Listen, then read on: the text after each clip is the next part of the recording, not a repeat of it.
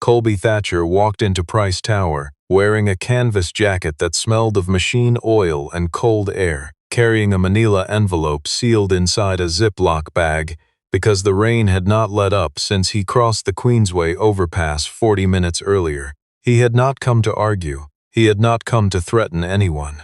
He had come to file a document, the same way he had been trained to do since the first day he passed his licensing exam 18 years ago, because some things, once you know them, cannot be unknown, and some papers, once unsigned, cannot stop being necessary. The tower sat at the intersection of Harbour Drive and Meridian Street in Ravenport, 41 stories of glass and poured concrete that had gone up in 3 years, and still smelled, in certain elevator banks, of fresh sealant. The lobby was the kind of lobby that told you, within 4 seconds of entering it, exactly how much your time was worth and to whom. Polished granite, recessed fixtures, a reception desk large enough to land a small aircraft on, the faint sound of something classical from somewhere you could not identify. He crossed to the desk. He set the Ziploc bag on the granite counter and told the woman behind it that he needed to submit a formal objection under the Professional Engineers Act to someone in the Infrastructure Compliance Division, ahead of the Ravenport South Harbor contract signing, scheduled for that afternoon. She looked at the Ziploc bag. She looked at him. She asked if he had an appointment. He did not. She typed something. She told him the Compliance Division did not accept walk-in submissions, and that he could request an intake date through the external portal. He told her, patiently and without any particular edge, that a Section 12 public safety objection under the Act did not require an appointment or a portal request, that it required only a named recipient and a time-stamped receipt, and that he was prepared to wait while she identified the appropriate person. She gave him the particular look that reception staff develop over years of deflecting people who are inconveniently correct, and asked him to wait by the chairs near the east wall. He waited. He was 47 years old. He had the kind of face that accumulated evidence of outdoor work, faint creases at the corners of his eyes, a jaw that had been set against wind often enough that the muscles there had settled into something permanent. He had driven 40 minutes in a truck with a broken heater and parked 6 blocks away. Because the surface lot nearest to Pryce Tower charged $22 for the first hour, and he saw no reason to pay that for the privilege of doing what the law already entitled him to do for free. He sat in the east wall chair and watched the lobby the way a person watches something they have already made a decision about and are now simply waiting for the rest of the world to catch up. His daughter Faye had called that morning from school before the first bell. She was 9, and she called from the hallway because her teacher allowed it on special days, and she had apparently decided this was one. She asked him if he was going to be okay.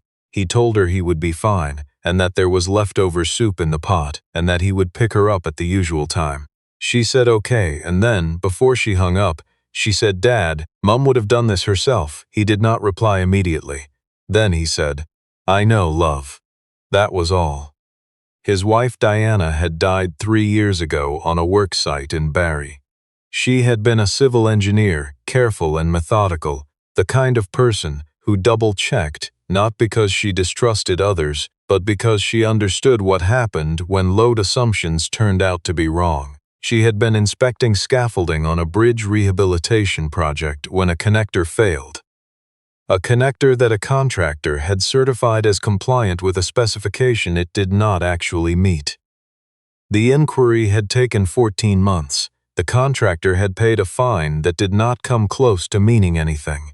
Diana had built the Ravenport Community Trade Center in her spare time over 5 years, teaching displaced harbor workers how to read electrical schematics, operate heavy marine equipment, and recertify for jobs the fishing industry had made redundant. She had run the first class herself. The building was a converted warehouse on the south end of the harbor, slightly drafty in winter, with a hand-painted sign above the door in navy blue that said her name. Colby had been a master mechanic and certified engineering technician for 20 years. He still worked. He maintained marine diesel engines for the smaller operators at the harbor, who couldn't afford Pryce's servicing contracts and didn't trust Pryce technicians to care whether anything actually worked past the warranty. He had not planned to be in this lobby today. He had spent 3 weeks trying to reach someone in the city's infrastructure office and 4 days trying to reach someone at Pryce Infrastructure Group directly. And no one had called back, and the contract was scheduled to be signed at 2 o'clock that afternoon, and the documents in his Ziploc bag, a formal engineering objection, 2 independent load assessment analyses, and a co-signatory flag from the Ravenport Harbor Oversight Compact that he had helped found 12 years earlier, had a legal shelf life of exactly as long as it took for that contract to be executed. After 11 minutes, a man in a charcoal suit came through the lobby followed by 2 assistants, and a woman carrying a tablet who had the expression of someone processing 17 things at once and keeping all of them moving. Garrison Pryce was 63 years old and had the particular bearing of a man who had been the most important person in every room he had entered for so long that he had stopped noticing it. He noticed Colby in the way a person notices a chair slightly out of alignment. Briefly, with the automatic assumption that someone else would correct it. The woman with the tablet, whose name was Imogen Voss and who served as Garrison's senior engineering coordinator, noticed Colby differently. She noticed the Ziploc bag. She noticed the filing notations visible through the plastic. She had seen that notation system before, in a document she had read 8 months ago, and then filed under a category she had been told did not require follow-up. Before the man in the charcoal suit, Garrison's legal counsel, a man named Lawrence Steed, could redirect what was happening, Colby stood and said clearly that he needed to submit a public safety objection to an authorized representative of Pryce Infrastructure Group under Section 12 of the Provincial Engineers Act, that the objection related directly to the structural load certifications submitted for the South Harbor Pier expansion, and that the submission needed to be received and logged before 2 o'clock that afternoon. Garrison stopped walking. He looked at Colby with the kind of assessment that sorts humans quickly and crudely. Trade worker, walk-in, probably a displaced contractor looking for leverage ahead of a signing day. He said nothing, because he did not need to, because in his experience situations resolved themselves the moment he turned his attention to them and then turned it away again. Lawrence stepped forward and said, in the smooth and partially accurate way that lawyers develop for managing inconvenient truths, that this individual appeared to be an unlicensed third party attempting to interfere with a private contracting process, and that the appropriate channel for any engineering concern was the provincial regulatory portal. Colby said that a Section 12 flag was not a regulatory portal submission, that Lawrence appeared to have some familiarity with the documents in his bag, and that if that was the case, Lawrence would already know that a Section 12 had to be received in person by a designated signing officer before a related government contract could proceed without triggering a mandatory 72-hour hold. He said this without aggression and without particular volume, in the voice of someone reading coordinates off a map. Garrison's jaw tightened. He said, loud enough for the lobby to register it, that a man who drove to a meeting in work clothes was welcome to file whatever he liked, because no one with any authority over this contract was going to take a walk-in objection from a harbor mechanic seriously enough to delay a $90 million infrastructure investment. A few people nearby smiled. Colby looked at Garrison without any detectable change in expression. He said that if Garrison believed the documents were without merit, it would cost nothing to have them received and logged. It would take 4 minutes and would resolve the question permanently. Garrison told Lawrence to call the building's security desk, and then, reconsidering, to call the police, because this individual had been asked to vacate private property and had refused, and he said it at a volume that ensured the lobby heard it. Colby stood still. He did not raise his voice. He did not move toward the exit or toward the desk. He simply remained where he was, in the manner of a person who has already done everything that needed doing and is now waiting for the situation to finish catching up with the facts. 2 officers arrived. One of them was a constable named Roy Patel, 2 years past his probationary period, who had been dispatched on a call about a man refusing to vacate private property and had arrived to find a middle-aged man in a canvas jacket standing quietly near a bank of chairs with a Ziploc bag which did not precisely match what he had been expecting. He filed the mismatch in the part of his mind reserved for things that deserved more attention than the current moment allowed. Lawrence Steed appeared at Roy's shoulder almost immediately and provided a compressed account of events that was factually accurate in each individual part and structurally misleading in the way it arranged them. The man had arrived without an appointment and refused to leave. He had made statements suggesting an intent to interfere with a legal proceeding. He had not responded to multiple requests to vacate. Roy asked Colby if he'd be willing to step outside. Colby said of course.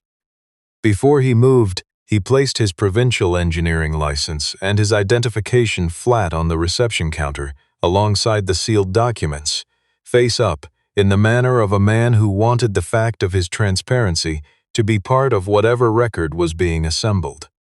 Garrison stayed in the lobby. He arranged himself at the center of it in the unconscious geometry of someone accustomed to being its focal point. He wore the morning's events as a mild inconvenience already resolved, framing the situation not as something he had caused, but as something a confused individual had brought into his building, and that the building's systems had now corrected. Imogen Voss stood 3 feet to his left. She was not watching Garrison. She was watching Constable Patel's face, which was doing something that Garrison's was not. It was thinking. Outside, Roy asked Colby to explain his purpose. Colby did sequential, precise, no performance.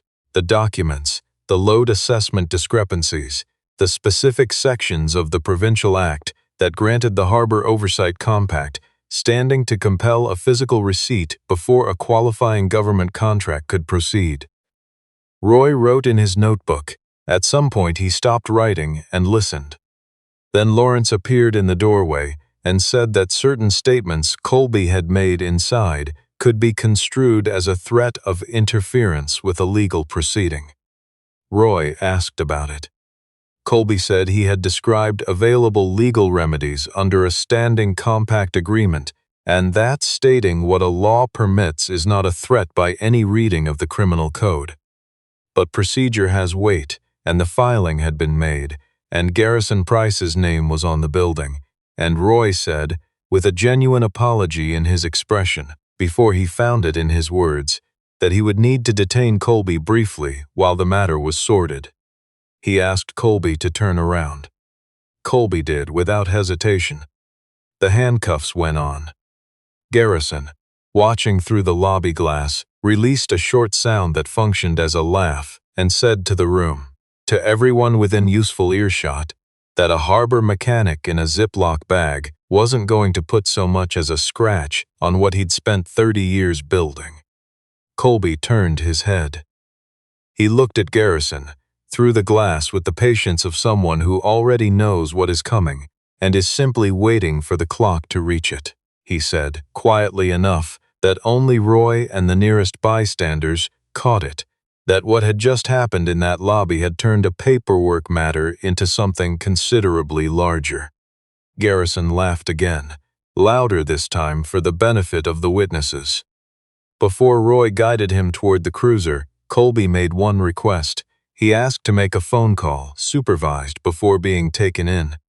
Roy considered it. The man had been cooperative throughout. No charge had been formally laid. He nodded. Garrison, from inside the lobby, waved a hand at the glass and said to let him call whoever he wants, because nobody that man knows has any authority over what's already decided. Colby dialed from memory. The line connected on the second ring.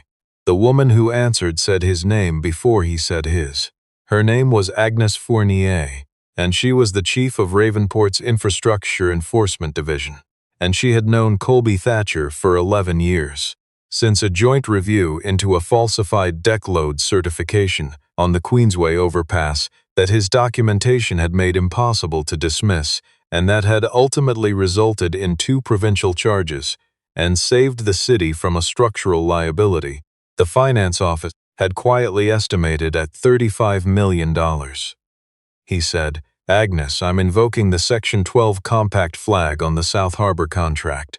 Authorization code Delta Foxtrot 9. A pause settled on the line long enough to mean something. She said, "Colby, if I log this, the South Harbour signing goes into mandatory hold. You understand what that means for the contract?" He looked through the lobby glass at Garrison Pryce, still smiling in the middle of his tower. He said, "Log it." Nothing collapsed immediately. That was what made it real. There was no alarm, no visible disturbance, no wave of panic through the building to signal that something fundamental had shifted. Garrison rode the elevator to the 38th floor, where the signing room had been arranged with catering and the particular efficiency of people completing something they had already decided. The institutional investors were there, the city's infrastructure representative, the project's lead counsel.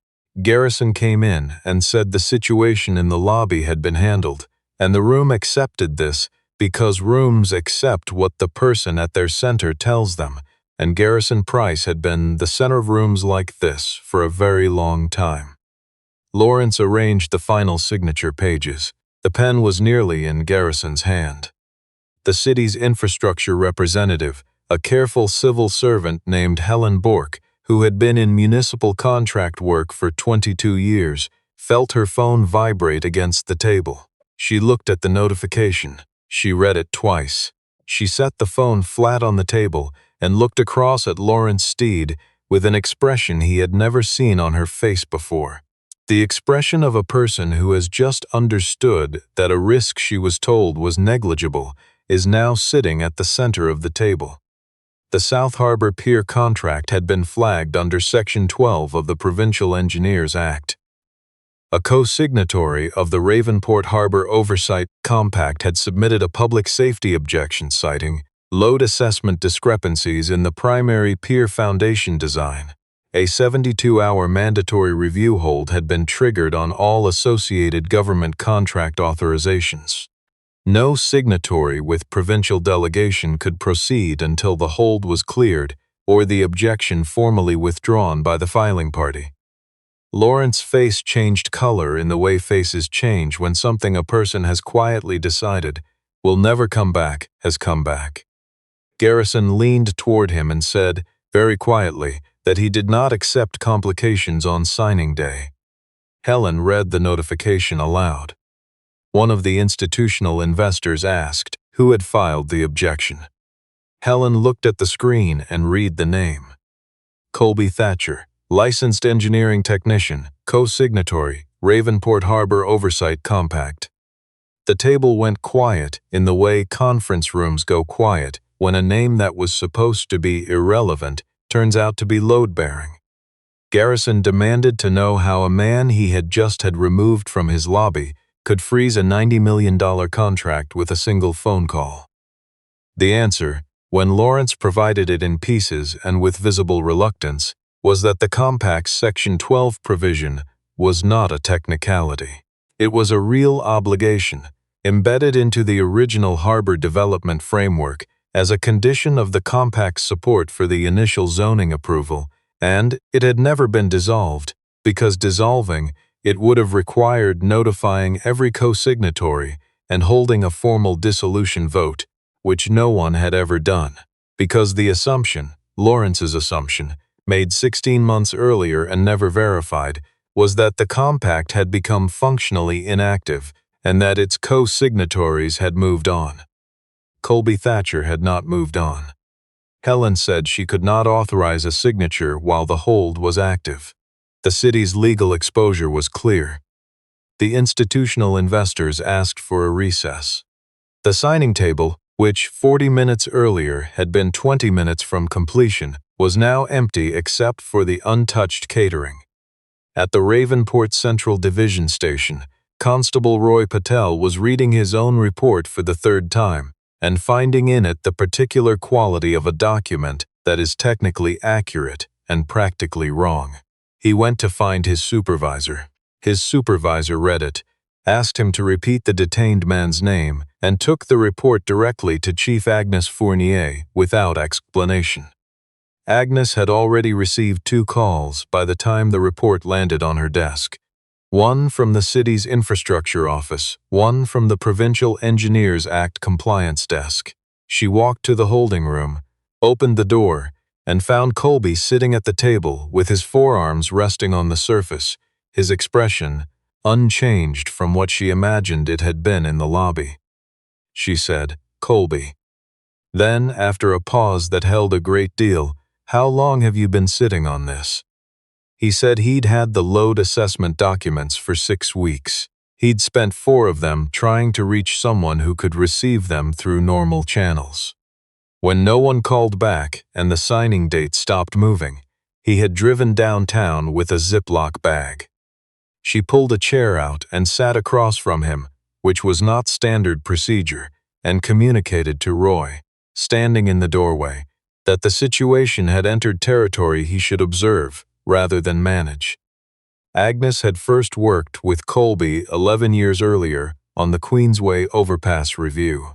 She remembered the documents he had produced, the precision, the sourcing, the way they had survived 3 separate attempts by the contractor's legal team to discredit them. She remembered thinking then that the quietest person in the room had done the most damage to an argument she had expected to be much harder to dismantle. She asked him why this contract, why today. He gave her the short version. The South Harbour Pier expansion, as designed, would consume the entire South Warehouse block, including the building Diana had converted and the community that had grown up around it. 300 families, most of them working-class harbor workers whose employment had contracted with the fishing industry, depended on the trades center for retraining. The center's lease was null the moment the pier contract was executed. He had sent written objections through the city planning office. He had filed preliminary concerns with the Provincial Engineers Registry. None had been acknowledged. He had waited longer than he should have. He had told himself the process would correct itself, which was something.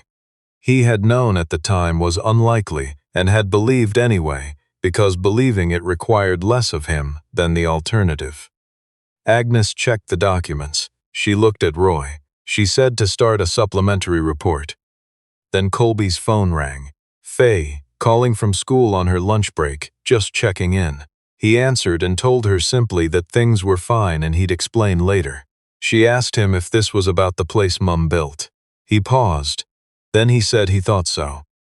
The line was quiet for a moment. In that quiet was the particular understanding that sometimes exists between a parent and a child who has watched grief being carried for a long time and has learned, without being told, how heavy the thing is. The news moved faster than Garrison Pryce had planned for, and this surprised him because managing the speed of information was something he considered a core competency.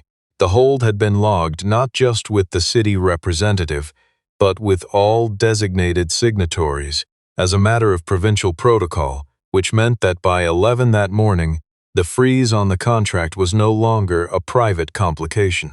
It was a documented fact sitting in the inboxes of people whose obligations required them to act on it, rather than wait for Garrison to explain it away.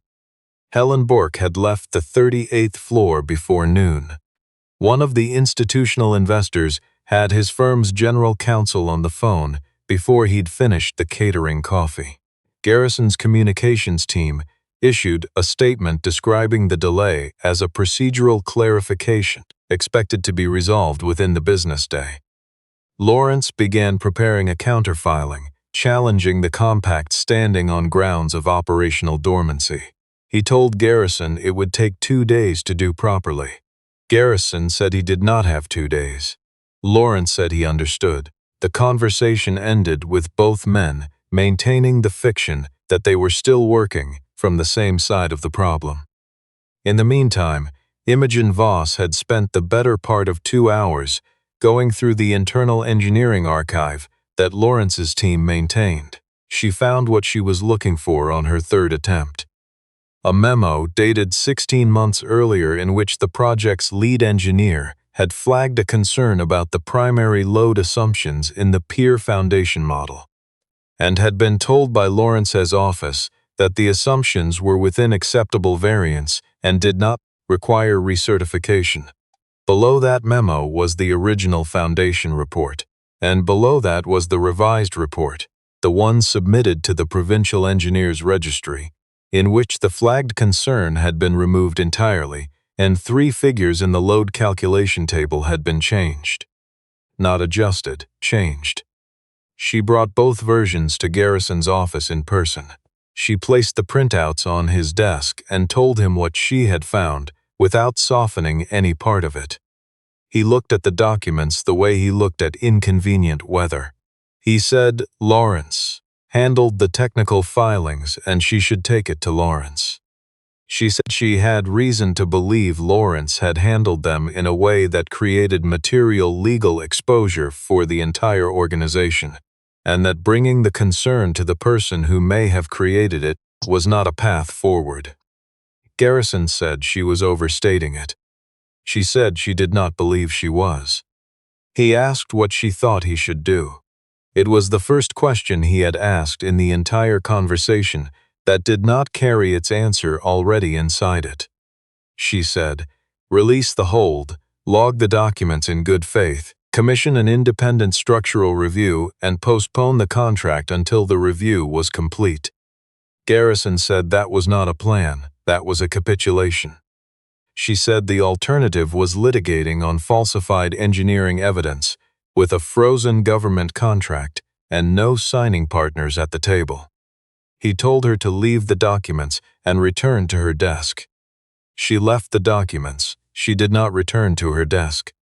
Instead, she walked to the copy room, made a complete duplicate set, sealed it in an envelope addressed to the Provincial Ministry of Infrastructure's Director of Engineering Compliance, and sent it by registered courier. She did this without ceremony, because it was simply the thing that needed doing, and she had known it since the moment she had watched the handcuffs go on in the lobby.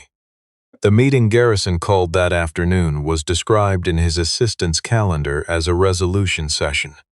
He had sent word through Agnes Fournier that he was prepared to meet with Colby privately, in a 3rd-floor conference room, no lobby, no audience.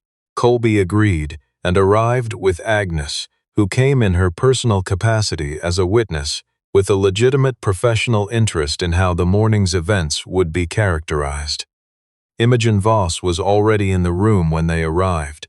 This was not what Garrison had arranged, but it was what was there, and Lawrence chose not to object, because objecting would have required explaining why he wanted her excluded.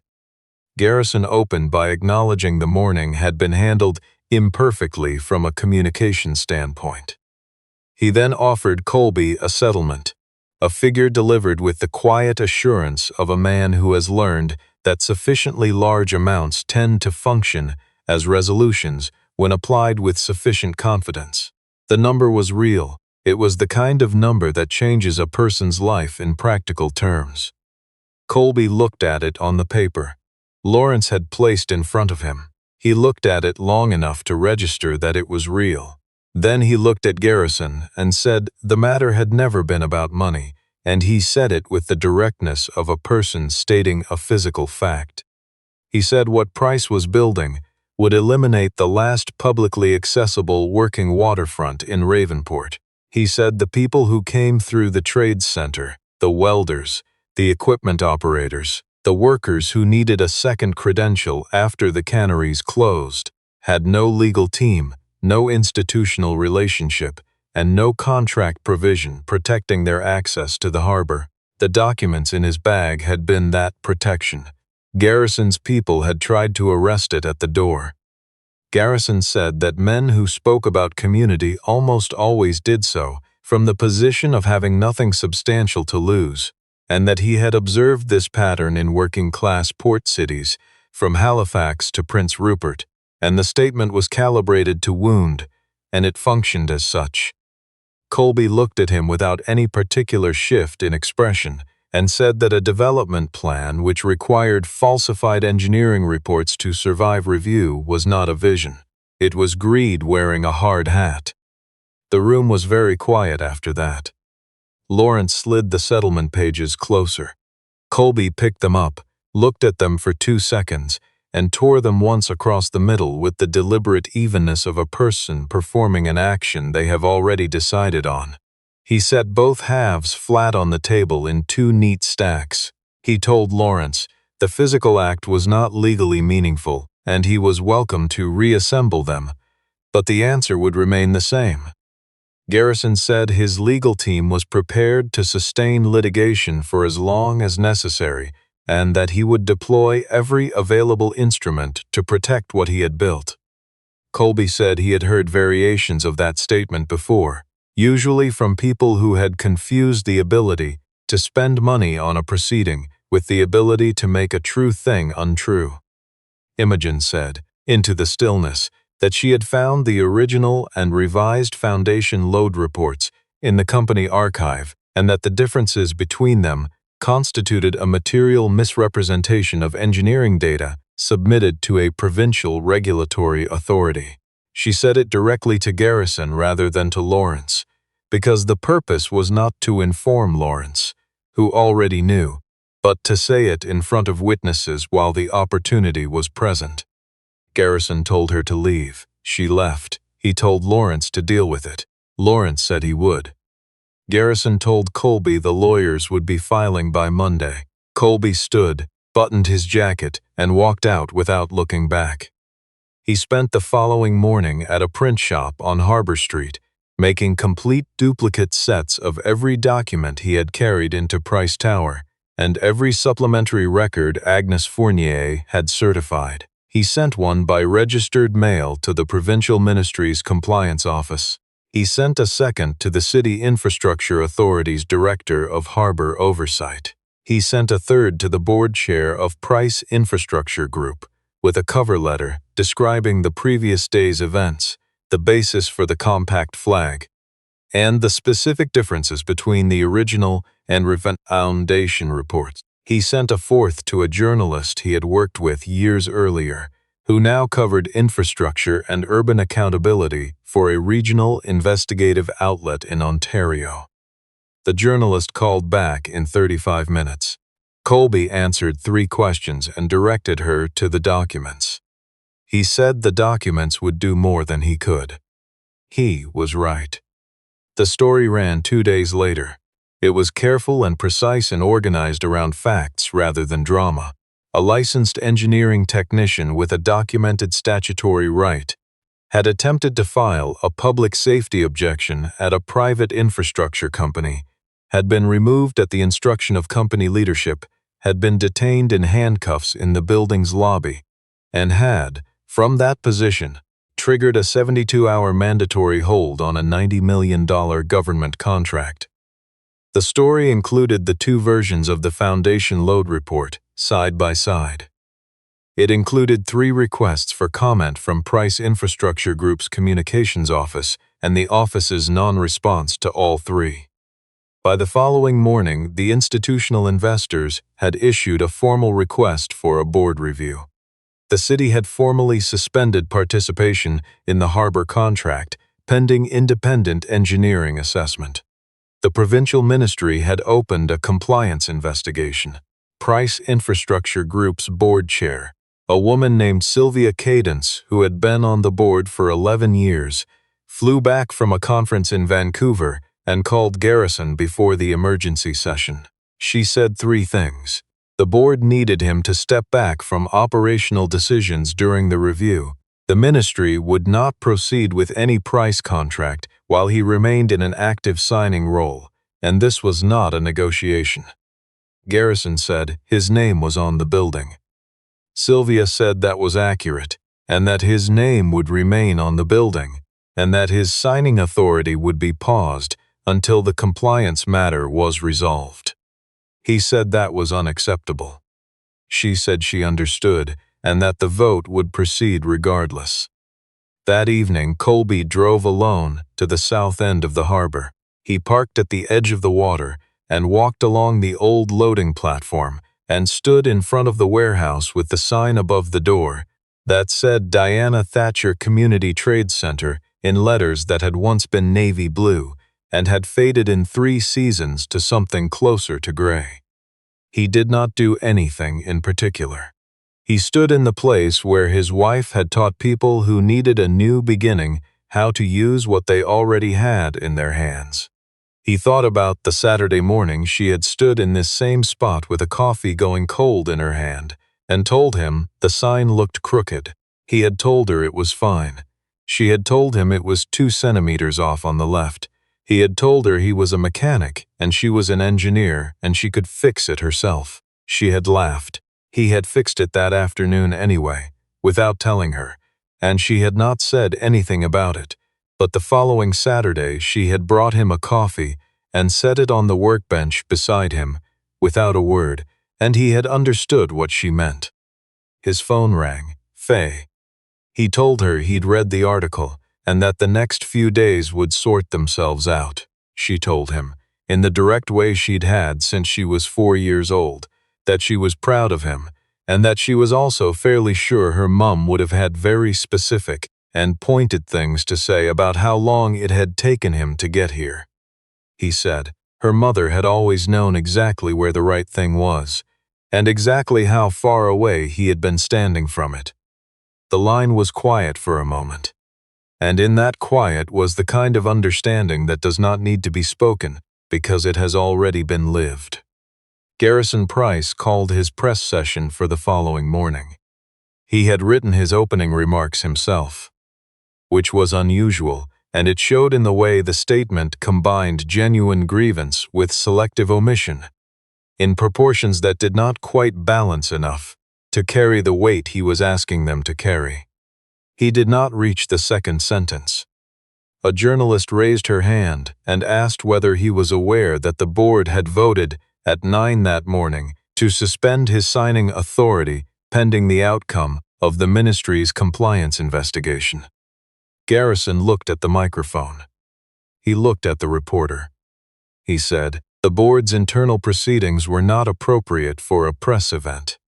She read aloud the public statement the board had released 26 minutes earlier, and the room shifted the way rooms shift when the ground beneath the person at the front of it has visibly moved. The photographers adjusted what they were capturing. The tenor of the questions changed. Sylvia Cadence appeared from the side of the room, stepped to the microphone, and said, with the practiced evenness of someone completing a difficult task professionally, that Pryce Infrastructure Group was committed to full cooperation with the ministry review. That the South Harbor expansion was suspended pending independent structural assessment. That Lawrence Steed had been placed on administrative leave pending an internal investigation into the document discrepancies that had come to light, and that the company regretted the events of the previous day, including the detention of the individual who had attempted to file the objection. She looked briefly toward the back of the room.